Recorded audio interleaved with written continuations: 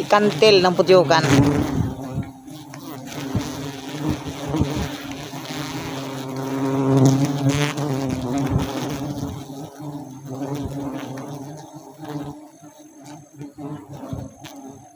Na kinganig soon kung walay robot na resa mo sa Mindanao, diri sa Lingig, Surigao del Sur, malapit sa mga Lulusig City. Putyukan diri isog ka istanan. Oh.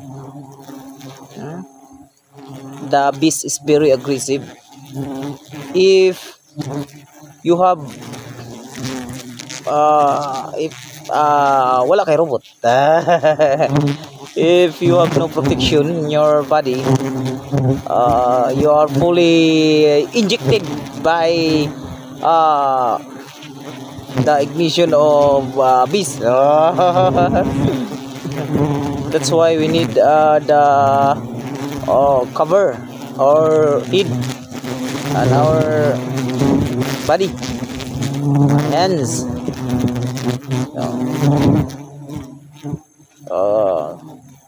Kailangan talagang may protection ng suon.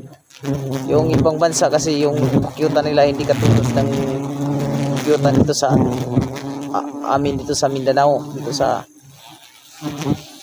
Kabisayaan. Kasi yung kyuta dito sa amin is very aggressive. No? Nangangaway talaga. Oh.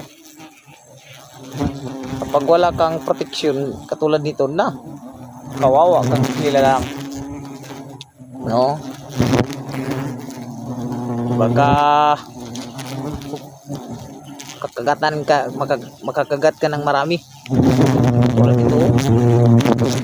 Para magdasmag na tara sa aking katawan sa aking mukha. Attacking my peace, you know. English yun don't forget to remember that.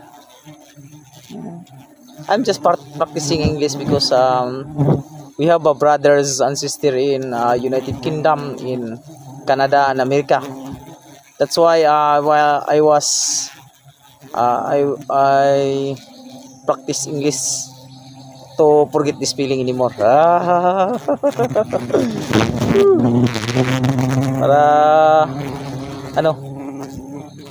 Para hindi ako mahirapan to talk with her, Brother David and Brother Kevin and Brother Brian and the other missionary.